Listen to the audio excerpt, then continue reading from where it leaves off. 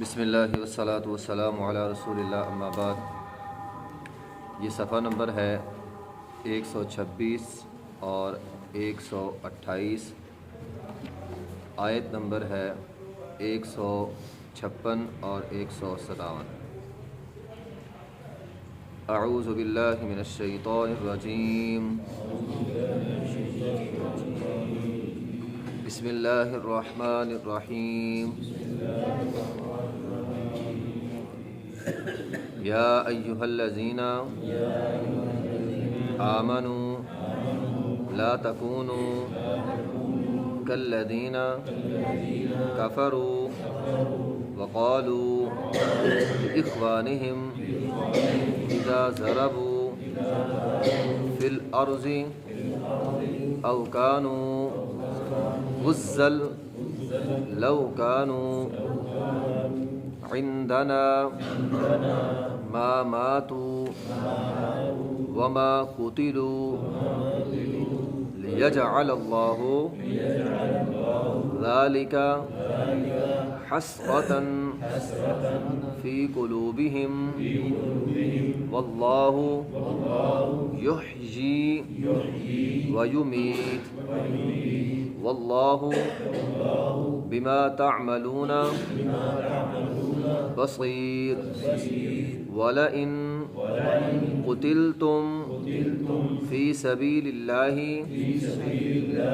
أَوْ مُتُّمْ لَمَغْفِرَةٌ مِّنَ اللَّهِ وَرَحْمَةٌ خَيْرٌ مِّمَّا يَجْمَعُونَ۔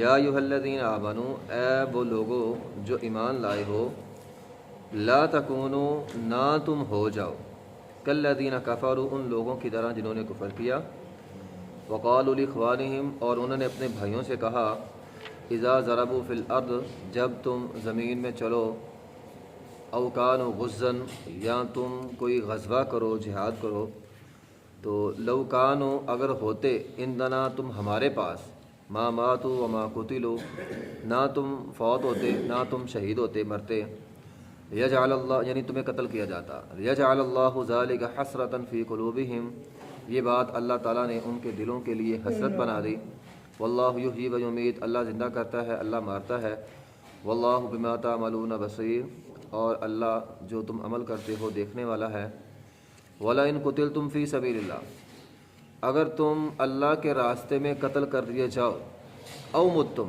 یا اللہ کے راستے میں فوت ہو جاؤ، لمغفرۃ من اللہ، اللہ کی طرف سے مغفرت ملے گی، ورحمۃ، اور اللہ کی طرف سے رحمت ملے گی، خیر، یہ اللہ کی مغفرت، یہ اللہ کی رحمت ان تمام چیزوں سے، بلکہ پوری دنیا سے بہتر ہے، مما یجمعون، جن کو تم دنیا میں جمع کر رہے ہو۔ غزوہ احد کے بعد جب مسلمانوں کا بچا کچا لشکر مدینہ واپس پہنچا، منافقین نے یہ باتیں کرنی شروع کر دیں، اگر ہماری بات مان لیتے، مدینہ میں رہ کر لڑتے، تو آج تمہاری اتنی شہادتیں نہ ہوتیں، آج تم اس طرح مرتے نہ۔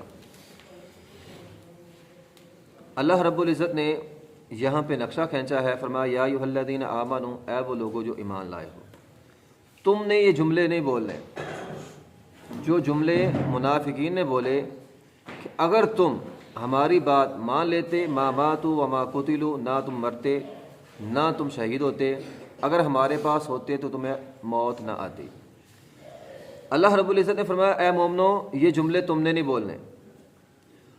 اب یہاں ایک بات بڑی اہم ہے جو نوٹ کرنے والی ہے، یہ جملے بولے تو منافقوں نے تھے، یہاں قرآن کہہ رہا ہے کالذین کفروا، کافروں کی طرح تم نے یہ باتیں نہیں کہنی، یعنی گویا یہ جملے بولنا کفریہ کام ہے، اتنا سخت کام ہے، اتنا سخت گناہ ہے کہ بندہ یہ کہے۔ ہمارے ہاں یہ جملے بولے جاتے ہیں، کوئی ایکسیڈنٹ ہو جائے، حادثہ ہو جائے، بندہ فوت ہو جائے، ہم بھی جا کر یہ جملے بولتے ہیں، اے کاش یہ وہاں نہ جاتا تو ایسا نہ ہوتا، اگر یہ میری بات مان لیتا تو آج مرتا نہ۔ یہ اصل میں مسئلہ ہے تقدیر کا۔ اللہ تعالیٰ نے زندگی اور موت اللہ کے ہاتھ میں ہے، کسی انسان کے ہاتھ میں نہیں ہے۔ یہ جملہ بولنے والا گویا یہ کہنا چاہ رہا ہے کہ اللہ کا جو فیصلہ ہے وہ ٹھیک نہیں ہے، اگر میری بات مان لیتے تو یہ فیصلہ نہ ہوتا اللہ کا، یعنی اگر میری بات مانی جاتی تو اللہ کا فیصلہ نہیں ہونا تھا۔ تقدیر اللہ کے اختیار میں ہے، زندگی اور موت اللہ کے اختیار میں ہے، یہ اللہ کے اختیار کو گویا چیلنج کر رہا ہے کہ یہ کام جو اللہ نے کیا یہ ٹھیک نہیں کیا، اگر میری بات مانی جاتی تو یہ کام نہیں ہونا تھا۔ چونکہ یہ براہ راست تقدیر کو ٹچ کرتا ہے، یہ جملہ اللہ کے اختیارات کو ٹچ کرتا ہے، جو چیز اللہ کی صفات میں اللہ کے اختیارات کے مقابلے میں آ جائے وہ کفریہ کام ہوتا ہے، گویا اللہ کے اختیارات کو وہ مان نہیں رہا، اللہ کا اختیار ہے زندگی موت اور وہ تسلیم نہیں کر رہا۔ اس لیے اس جملے کو کالذین کفروا کہا گیا کہ تمہاری باتیں یہ کفریہ کام ہے، کہ ایسا کہنا کہ اگر میری بات مان لیتے تو نہ مرتے، حادثہ ہی نہ ہوتا۔ تو اللہ نے جو لکھ دیا ہے، جو اللہ نے فرما دیا ہے، جو حکم دے دیا ہے ویسا ہو کر رہنا ہے۔ ایسا نہیں ہے کہ اللہ نے ملک الموت کو کہا جان قبض کر لو اور وہ جان قبض نہ کرے، ایسا تو ہو نہیں سکتا۔ اس لیے فرمایا یہ جملے تم نے نہیں بولنے، یہ جملے اللہ کو ناراض کرنے والے ہیں، گویا آسان لفظوں میں یہ جملے اللہ کا انکار کرنے والے ہیں کہ اللہ نعوذ باللہ نہیں ہے، اللہ نے حکم دے دیا یہ کام نہ ہو تو ایسا ہو کر رہنا ہے۔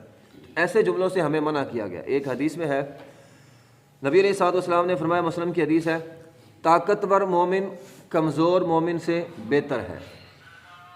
فرمایا بہرحال دونوں میں خیر ہوتی ہے، اللہ سے مدد مانگو، اور جب تمہیں کوئی بھی تکلیف پہنچے فلا تقل لو انی فعلت کان وکذا، جب بھی کوئی تکلیف پہنچے اگر مگر نہیں کرنا، اے کاش میں ایسا ایسا کرتا تو ایسا ایسا ہو جاتا۔ فرمایا یہ جملہ نہیں بولنا، ولیکن کل، بلکہ یہ کام کہنا ہے، یہ جملہ بولنا ہے، قدر اللہ وما شاء فعل، یہ کہیں کہ اللہ نے جو چاہا ہو گیا، اللہ کی تقدیر میں جو لکھا تھا ہو گیا۔ فإن، اگر، لو، یہ جملہ جو لو ہے نا، لو، فرمایا اگر یہ تم اگر کہو، اگر مگر کہو، لو کا مطلب اگر مگر، ایک نقصان ہو گیا اس پر تم نے اگر مگر شروع کر دی، فرمایا تمہارا اگر مگر کا جملہ تفتح عمل الشیطان، شیطان کے لیے دروازے کھول دیتا ہے، شیطان پھر انسان کے اندر داخل ہوتا ہے اور انسان کو بہکا کے لے جاتا ہے۔ اس لیے اگر مگر یہ شیطانی جملے ہیں، شیطان کا دروازہ ہے اگر مگر، اگر ایسا کرتے تو ایسا ہو جاتا، ایسا نہ کرتے تو ایسا ہو جاتا، تو فرمایا یہ جملے نہیں بولنے، یہ منع کیا گیا ہے۔ نبی علیہ الصلوۃ والسلام نے ایک بچے تھے عبداللہ بن عباس، فرماتے ہیں ابھی میں چھوٹی عمر کا تھا، بچہ تھا۔ اب دیکھیں نبی علیہ الصلوۃ والسلام ایک بچے کو تقدیر سمجھا رہے ہیں، مسئلہ تقدیر سمجھا رہے ہیں، اور یہ سمجھانی چاہیے اور یہ ضروری ہے، تاکہ اگر کوئی اللہ نہ کرے نقصان ہو جائے تو ہمیں پتہ ہو کہ اللہ نے تقدیر میں لکھا ہے اور صبر کرنے کا ہمیں حوصلہ مل جائے۔ نبی علیہ الصلوۃ والسلام ایک بچے کو فرما رہے ہیں، عبداللہ بن عباس فرماتے ہیں میں بچہ تھا، میرا عقیدہ مضبوط کرتے ہوئے نبی علیہ الصلوۃ والسلام نے فرمایا وَاعْلَمْ أَنَّ الْأُمَّةَ لَوْ اجْتَمَعَتْ عَلَىٰ أَن يَنْفَعُوكَ، عبداللہ یہ بات یاد رکھ لے، پوری دنیا جمع ہو جائے، ایک بندہ نے پوری امت، پوری دنیا جمع ہو جائے تجھے نفع دینے پر، لیکن اگر اللہ چاہے لم ينفعوك، اللہ چاہے کہ تجھے نفع نہیں دینا، پوری دنیا مل کے تجھے نفع نہیں دے سکتی۔ یہ بات سمجھ لو، الا بشیء قد کتب اللہ لک، اللہ نے جو تیرے مقدر میں لکھا ہے تجھے وہی ملے گا، اس سے بڑھ کر پوری دنیا بھی تجھے نہیں دے سکتی۔ ایک آدھا بندہ، ایک چودھری تو بڑی دور کی بات ہے، پوری دنیا مل جائے تجھے نہیں دے سکتی۔ اور اسی طرح اس کے الٹ اب ایک بچے کو نصیحت کر رہے ہیں، فرمایا پوری امت جمع ہو جائے تجھے نقصان پہنچانے پر، اللہ نے تیری تقدیر میں نقصان نہیں لکھا، پوری دنیا مل کے تیرا نقصان نہیں پہنچا سکتی۔ آسان سا ٹوٹکا ہے، آسان سا ہمارا عقیدہ ہے، اگر یہ عقیدہ ہمارا مضبوط ہو جائے سارے مسئلے ہمارے حل ہو جائیں۔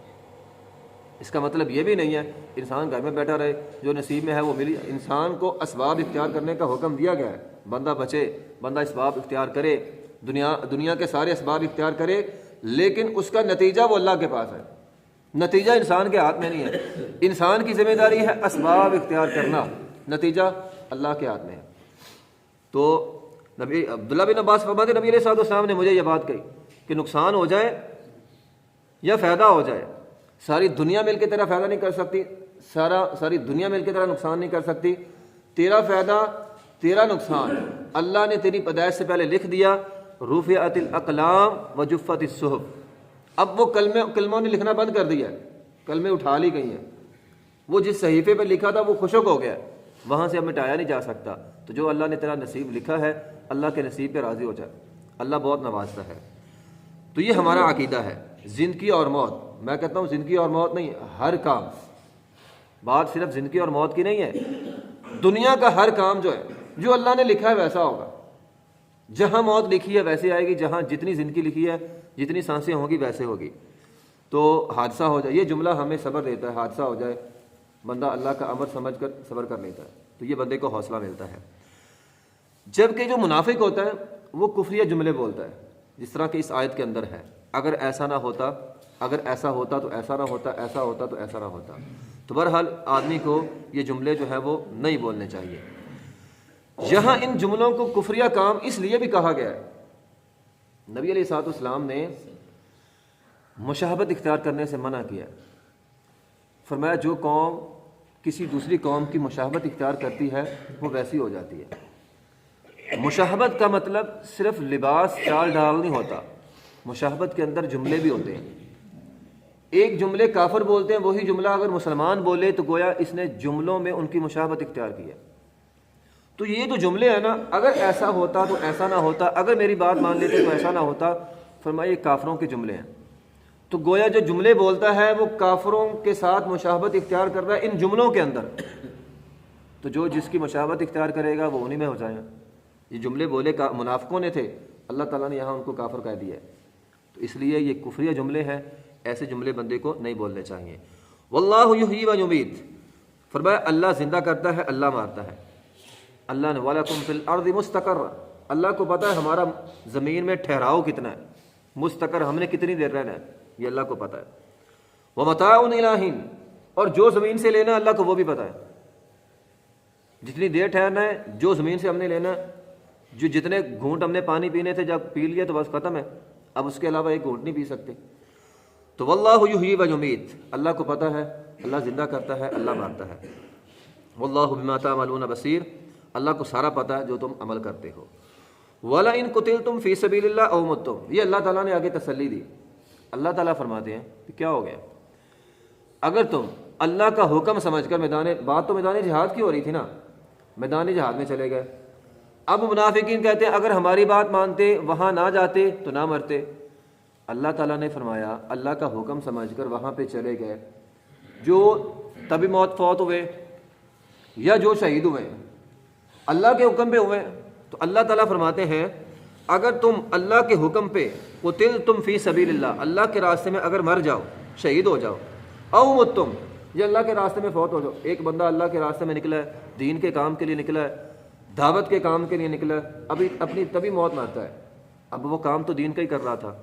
تو فرمایا اگر تم شہید ہو جاؤ یا متم, یا تم فوت ہو جاؤ, لمغفرۃ من اللہ, تمہیں اور کیا چاہیے, اللہ تمہیں معاف کر دے گا, کیا چاہیے اور, ورحمۃ, اور اللہ کی رحمت ملے گی. ساری دنیا ایک طرف اللہ کی مغفرت اور اللہ کی رحمت ہے, بندے کو کیا چاہیے.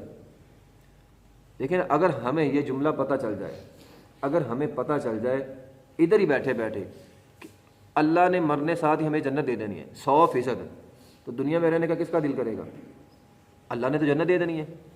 ہم موت سے ڈرتے اسی لیے کیونکہ ہمیں انجام کا پتہ نہیں ہے.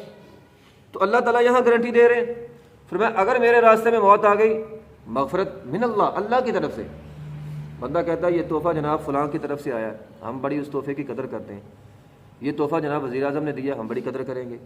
صدر کی طرف سے ایوارڈ ملا, بڑی قدر کریں گے. یہ ایوارڈ اللہ دے رہا ہے, لمغفرۃ من اللہ. تو اللہ تعالیٰ فرماتے ہیں میں معاف کروں گا تمہیں, اگر میرے راستے میں میرا کام کرتے ہوئے تمہیں موت آ جائے یا تمہیں شہادت مل جائے, لمغفرۃ من اللہ, اللہ تمہیں معاف بھی کرے گا, ورحمۃ, اور اللہ تم پر رحمت کر دے گا. تو اللہ کی مغفرت اور اللہ کی رحمت خیر مما یجمعون, ان تمام چیزوں سے بہتر ہے جو تم جمع کر رہے ہو, جو بھی دنیا میں ہم جمع کرتے ہیں. نبی علیہ الصلوۃ والسلام نے فرمایا رحمت سے مراد جنت ہے نا. نبی علیہ الصلوۃ والسلام نے فرمایا جنت میں ایک کوڑا رکھنے کی جگہ, ایک لاٹھی, کوڑا, ڈنڈا, سوٹا رکھنے کی جگہ دنیا و ما فیہا سے بہتر ہے. ساری دنیا ایک طرف رکھ دو، جنت کی ایک کوڑا رکھنے کی جگہ بہتر ہے۔ تو خیر مما یجمعون، ہم دنیا میں دنیا جمع کرتے ہیں، تو فرمایا جو بھی تم جمع کرتے ہو، مما سارا کچھ اس کے اندر آ گیا، جو بھی دنیا میں تم جمع کر رہے ہو اس سے بہتر ہے، اللہ کی رحمت اس سے بہتر ہے، اللہ کی مغفرت اس سے بہتر ہے۔ تو اللہ کے راستے میں اللہ تمہیں معاف بھی کرتا ہے، اللہ کے راستے میں موت آ جائے گی اللہ پھر بھی معاف کر دے گا، اللہ کے راستے میں شہادت مل جائے گی اللہ پھر بھی معاف کر دے گا۔ نبی علیہ الصلوۃ والسلام نے فرمایا مرتے وقت ایک صحابی مرض الموت میں مبتلا تھا، آپ علیہ الصلوۃ والسلام اس کے پاس آئے، فرمایا کیا محسوس کر رہے ہو؟ اس نے کہا جی اللہ کی رحمت کی امید ہے اور اللہ کے عذاب کا ڈر ہے۔